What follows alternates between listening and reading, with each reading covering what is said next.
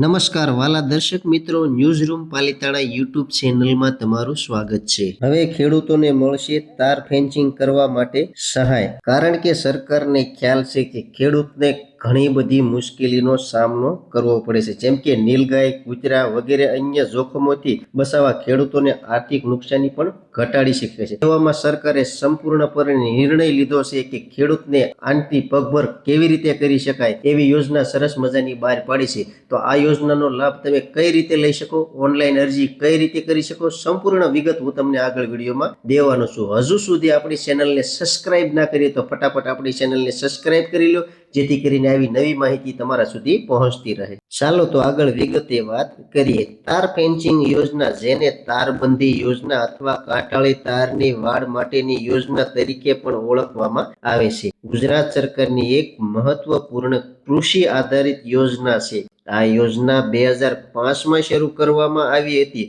અને તેના માટે શરૂઆતમાં 250 કરોડ રૂપિયાનું બજેટ જોગવાઈ કરવામાં આવી હતી। હાલમાં 2025 માટે આ યોજનાના બજેટમાં વધારો કરવામાં આવ્યો છે અને કેટલીક છૂટછાટો પણ આપવામાં આવી છે। આ યોજનાનો મુખ્ય ઉદ્દેશ ખેડૂતોના પાકને જંગલી પ્રાણીઓ, આવારા પશુઓ જેમ કે નીલગાય, કૂતરા વગેરે અને અન્ય જોખમોથી બચાવવા, ખેડૂતોને આર્થિક નુકસાનને ઘટાડીને તેમની આવક વધારવી, કૃષિ ક્ષેત્રને મજબૂત બનાવવું અને ખેડૂતોને સુરક્ષિત વાતાવરણ પૂરું પાડવું, પાકના ઉત્પાદનમાં વધારો કરીને રાજ્યની આર્થિક વિકાસમાં યોગદાન આપવું। તાર ફેન્સિંગ યોજના મેળવવા માટે પાત્રતા ધોરણ: અરજદાર ગુજરાતનો કાયમી રહેવાસી હોવો જોઈએ, વય ઓછામાં ઓછી 18 વર્ષની હોવી જોઈએ, ખેડૂત પાસે તાર ફેન્સિંગ લગાવવાનું ખેતર પોતાના માલિકની હોવું જોઈએ, લીઝ પરનું ખેતર માન્ય નથી, ખેતરનું ક્ષેત્રફળ 2 હેક્ટરથી વધુ ન હોવું જોઈએ।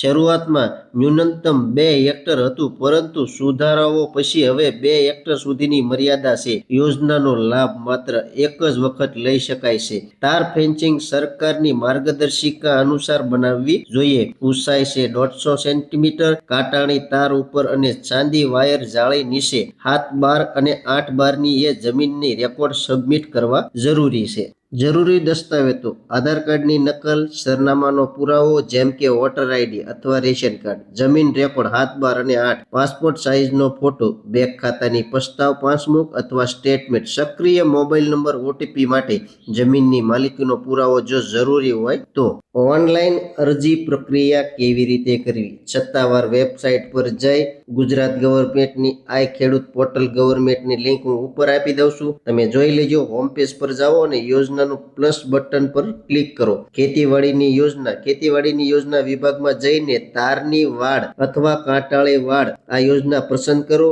અરજી ફોર્મ ખોલશે, જેમાં વ્યક્તિગત વિગતો, સરનામું, નામ, જમીનની વિગતો ભરવી, જરૂરી દસ્તાવેજો અપલોડ કરો, ફોર્મ તપાસીને સબમિટ કરો, કારણ કે અરજી નંબર મળશે જેને સાચવીને રાખો।